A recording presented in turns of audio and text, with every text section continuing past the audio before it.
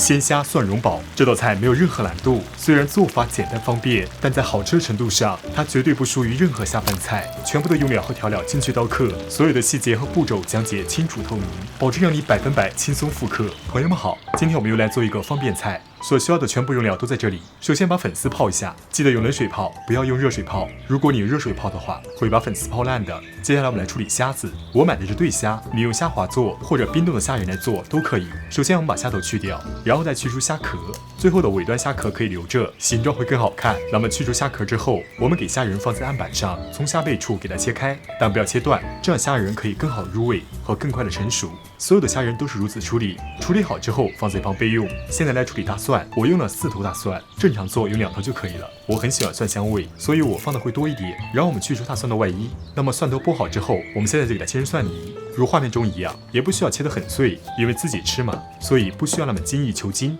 那么蒜泥都切好之后，我们给它放进清水里，稍微清洗一下，去除表面的蒜叶，这样我们炒蒜蓉酱的时候，一呢它是不容易粘锅，第二它没有苦涩味。如果你做的蒜蓉酱不多，那么也可以偷个懒不清洗，冲洗干净之后放在一旁控水备用。切4颗小米辣，辣椒是根据自己的口味来调整的，能吃辣就多放一点，不能吃辣就少放或者不放。现在来切下辅料，金针菇去除根部，娃娃菜就根据自己的食量来调整，能吃多少放多少，然后给娃娃菜分切一下，毕竟一整片太大了嘛，也不好入口，所以给它分切一下。因为是鲜虾嘛，所以我推荐切个爆锅料，这样不仅可以去除异味，还可以增加香味。一片姜切片，半颗洋葱给它切块，蒜头从中间切开。那么都切好之后放在一旁备用。粉丝记得给它剪短一点，同样太长了嘛，所以就用剪刀给它剪开了。点火开中火，加入食用油，这个油量要多一点，因为蒜蓉酱它是连熬带炸的。如果你的油量少了，它就可能会糊底粘锅。油热后下入蒜末，我们开始给它翻炒，因为蒜蓉里有水分，所以现在底部的火就开中小火，慢慢炒，把水分炒挥发掉，把蒜香味炒出来。